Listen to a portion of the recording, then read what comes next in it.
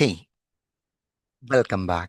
So, guys, as part of the today's session, let us see a brief overview on an ES6 is. Basically, ES6 is the sixth edition of a JavaScript which was introduced in 2015. In this particular ES6, so far, whatever the features that we have seen right in a JavaScript, a couple of features we have already used.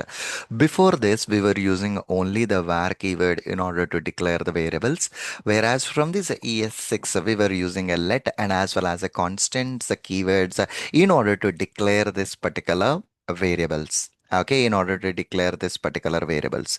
And also, we do have a default parameters that we have from this ES6.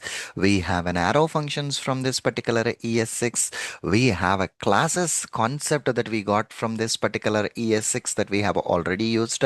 And we are going to study couple more like a import and an export and a promises, rest parameters, all those things that we got from this particular ES6 itself. So we do have a bunch of features about this ES6, whichever the features that were applicable for us to start with our automation testing, we have already studied them. And probably in the next few sessions, I will be taking a couple more examples on few ES6 concepts which I haven't covered earlier.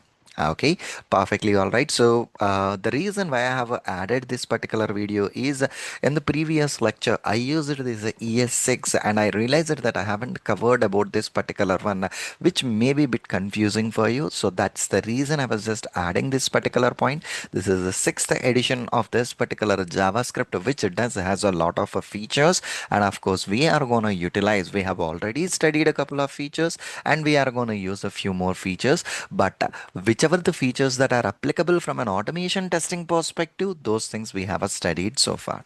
Okay, perfectly all right. See you again in the next lecture. Thank you.